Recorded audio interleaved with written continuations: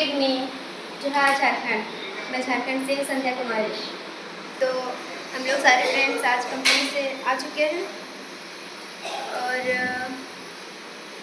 और अभी बोरिंग लग रही है, तो मैं सोच रही हूँ कि कुछ करूँगी। तो मेरे पास 3 डायरी हैं जो मुझे स्कूल से मिली थी।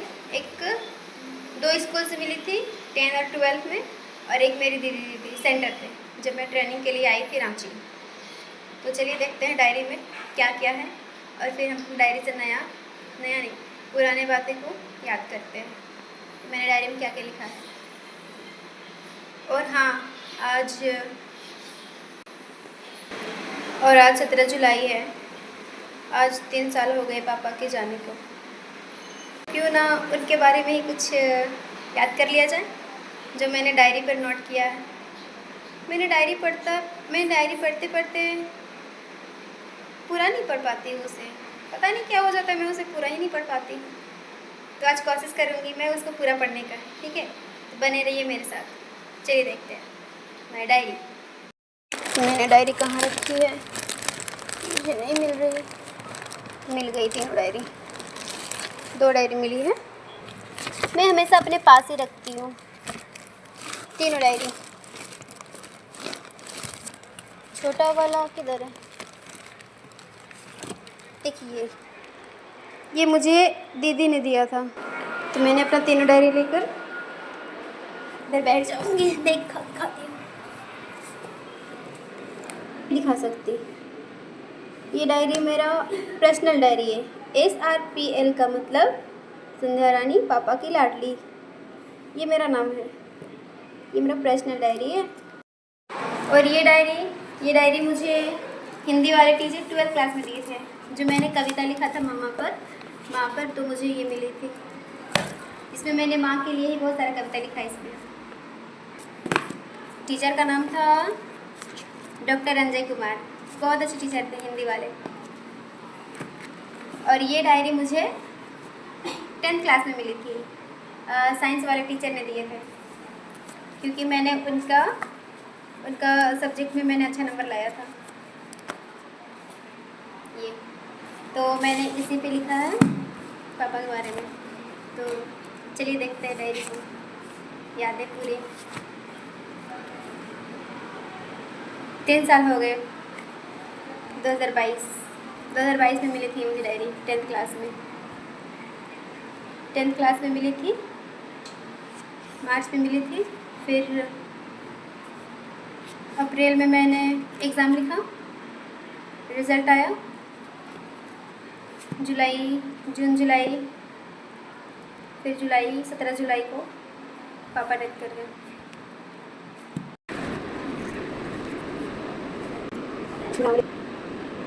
संध्या कुमारी, स्वागत है मेरी दुनिया में आपको। I wish you happy now, enjoy your life. पहले मैं यही लिखी हूँ, ए मेरे वतन के लोगों, तुम खूब लगा लो नारा। नेक्स्ट, खुश रहना देश के प्यारो। मैं संध्या कुमारी, मेरा जन्म 10/4/2006। मेरी ज़िंदगी बहुत छोटी सी लग रही थी, क्योंकि मैं कभी कहीं नहीं गई थी, और आज मैं बेंगलुरु में हूँ। मैं बचपन से घर पर ही रही, पली बढ़ी और बड़ी हुई। जब मैं 12 साल की थी, तब मैं अपने दीदी के घर गई थी। वो बहुत दिन की बात है। देखिए, मैंने लिखा था 2022 में, ये सारी चीज़ें लिखी मैंने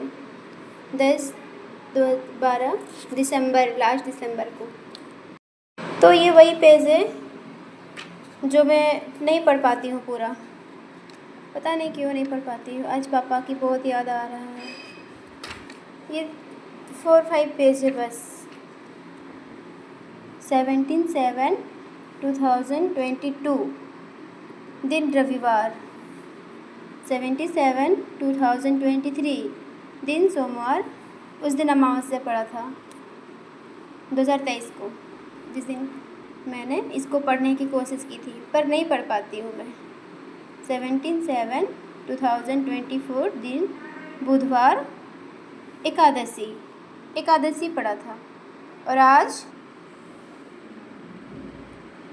17/7/2025 दिन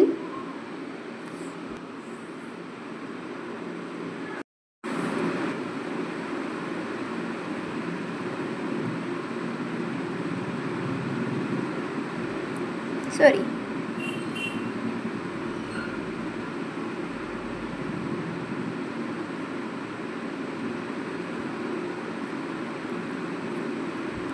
आज बृहस्पतिवार है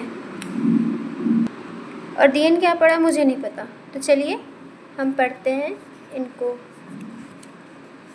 जो 3 पेज है 1 2 3 और ये 4 जो मैं नहीं पढ़ पाती हूँ। 2 3 इसको डेथ किए थे डैडी मेरे, ये दिन मैं नहीं भूल सकती। उसी के आधार पर मैं इधर लिखी हूँ कैसे क्या क्या हुआ मेरे पापा के साथ। फिर मुझे अच्छा नहीं लगा तो मैं इसे आज मैं पढ़ना चाहती हूँ, क्योंकि मैं कभी नहीं पढ़ पाती हूँ। मैं लिख तो ली लेकिन दोबारा जब कोशिश करती हूँ तो मुझसे नहीं होता है, तो मैं आज कोशिश करूँगी। डैड, इसको मैंने लिखा था 10 तारीख दिसंबर को लिखा था, 10 दिसंबर 2022 को। यस, उस दिन मैं पापा को बहुत मिस कर रही थी। डैड 10/12/2022, आज पापा की बहुत याद आ रही है।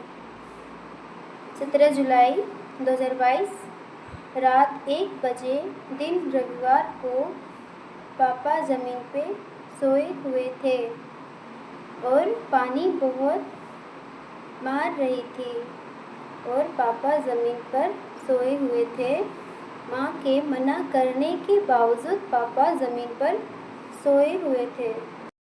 तो मैंने लिखा, इसे मैंने दिसंबर को लिखा है, 10 दिसंबर को 2022 में। उस दिन मैं पापा को बहुत मिस कर रही थी और आज भी कर रही हूँ, तो कोशिश करूँगी पढ़ने के लिए।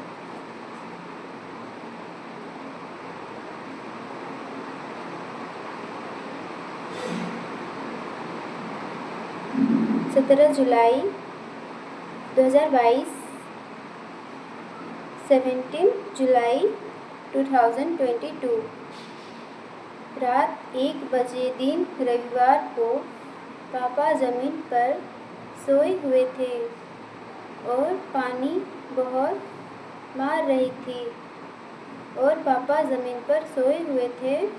माँ के मना करने के बावजूद पापा ज़मीन पर सोए। पापा ज़मीन पर कभी नहीं सोते थे, पता नहीं क्यों उस दिन सोए। पापा रात को 1 बजकर कुछ मिनट हुआ, उसके बाद पापा को सांप ने काटा, चितिया सांप। ये झारखंड का बहुत जहरीला सांप होता है,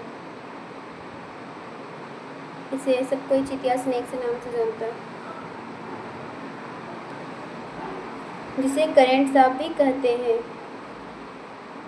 उसके पापा तुरंत उठे और बोली माँ को लाइट जलाओ, ले लो खबर। माँ घबरा के उठी और देखी तो सांप। पापा बोले मत मारो सांप को। उसके बाद माँ घर में सबको उठाई और बोली चलो हॉस्पिटल। भैया बाइक निकाल ही रहे थे। हम पूछे पापा से कहाँ काटा पापा सांप। पापा पैर के ठिंगुना दिखाते बताए यहाँ।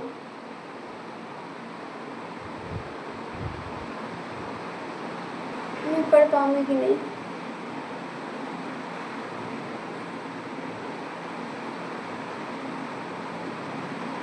मैं पट्टी दी बांधने के लिए ताकि जहर शरीर में ना फैले, लेकिन बांधने के बजाय पापा कंधे पे रख लिए। पापा कंधे पे रख लिए थे, उसे मैंने बांधने के लिए दिया था, वो नहीं बांधा।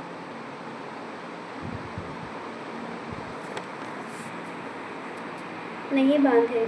घर से निकलते ही मम्मी और राज भैया गाड़ी पर बैठे, मेरे छोटे भैया और माँ, और चले गए। पड़ोस को भी साथ में ले लिए, सुभाष भैया थे वो। उसके बाद भैया और पापा, मम्मी और सुभाष भैया। रास्ते में कीचड़ हुआ था, बहुत बारिश हुई थी। पानी मार मार के भैया गिरा दिए पापा को और खुद भी गिर गए।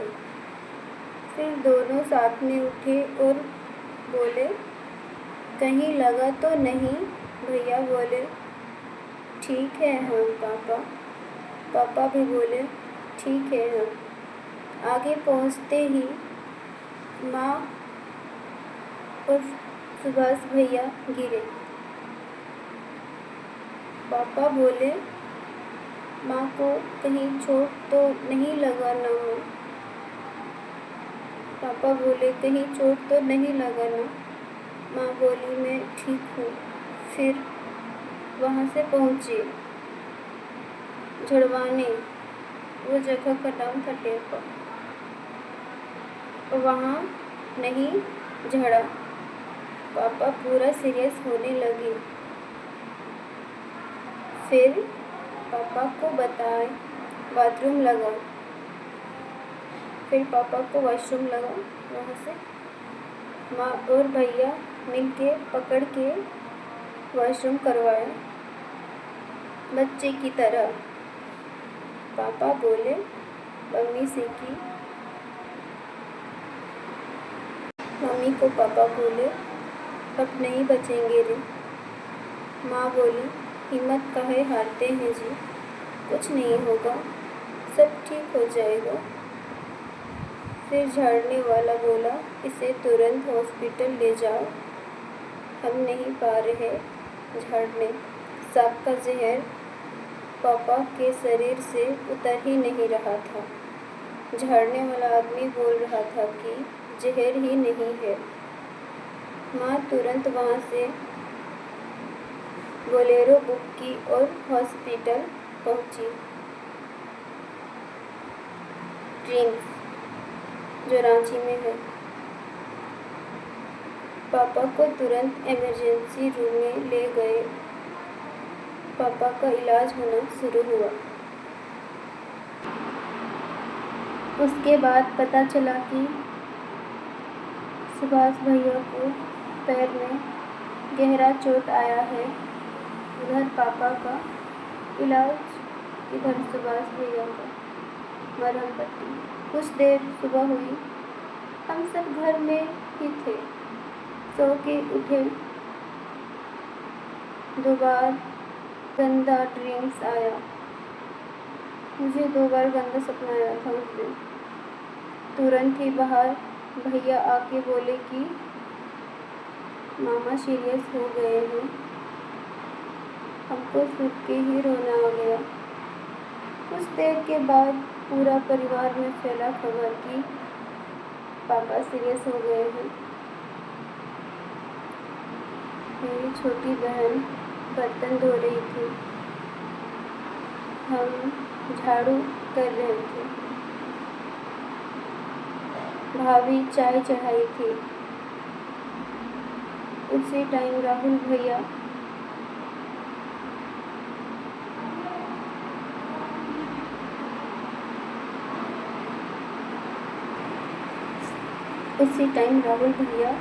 बोले, मामा नहीं रहे।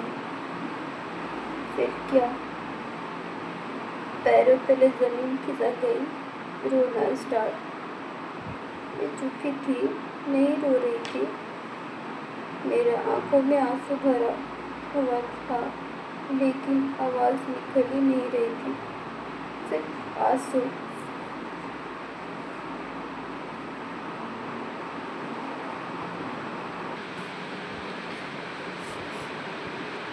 उसके बाद सब परिवार जुटे घर पर, सब रोते रोते पापा का पोस्टमार्टम हुआ। फिर घर लाए, पापा को देखते ही सब चिल्ला चिल्ला के रोने लगे। पापा के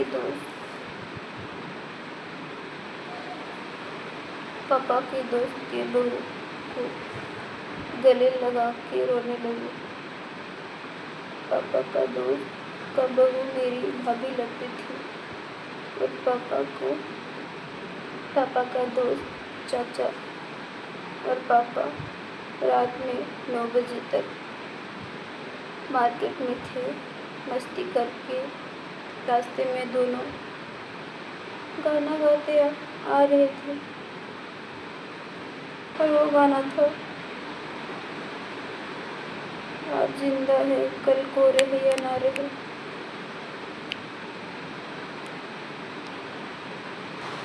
दोस्त दोनों हमेशा साथ में रहते थे, बहुत करीब की दोस्ती थी। फिर पापा का डोली यानी अर्थी सजाया गया। पापा को पोस्टमार्टम हुआ था तो नहीं नहलाए, सिर्फ धोए पैर हाथ। पापा को देखकर चुप सा रह गई, किसी से कुछ नहीं बोलना। चुपचाप पापा को पानी पिलाने बोली, पिलाई, सभी को ही पिलाया। पापा का चेहरा देखकर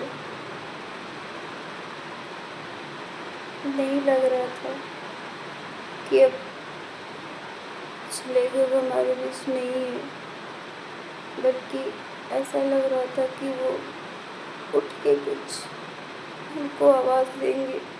तो मुझे प्यार से बुलाया करते थे, कारो बेटा पानी दो, और माँ से खेने चूना मांगेंगे। लेकिन पापा कुछ नहीं बोल रहे थे। सब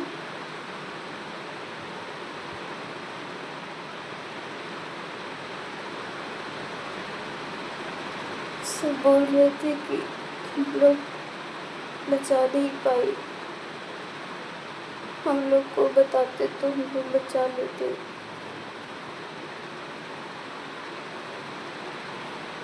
बुआ सब बोल रही थी, माँ को कि 2 सीट हराने लगी। उसके बाद पापा को सजाया गया, सब धूमधाम से। लग रहा था कि किसी का बारात जा रहा है। पापा को उठाकर भैया सब नदी में जा रहे थे।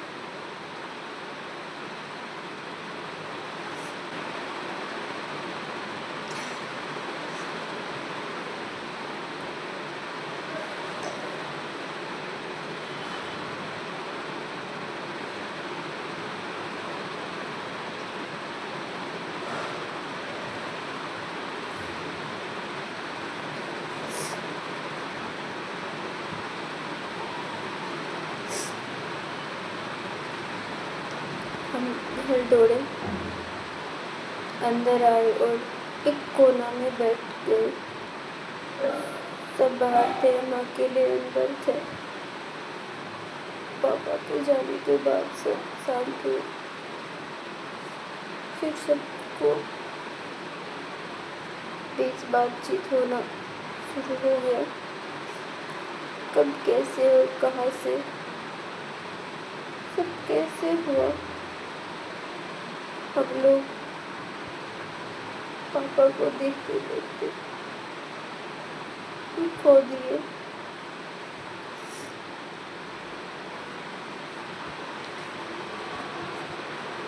यहीं तक हमारी डायरी, इतना ही छोटा सा लाइन था। आज मैंने पढ़ा पूरा और कुछ साल हुआ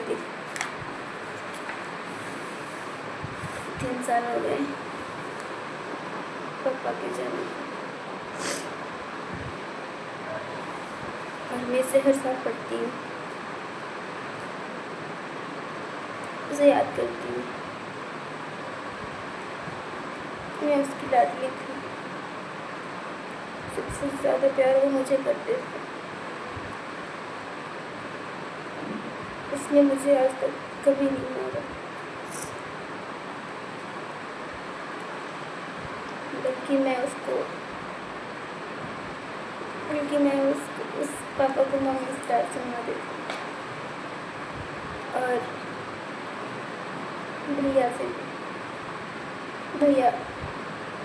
भैया को मारते थे पापा मेरी वजह से।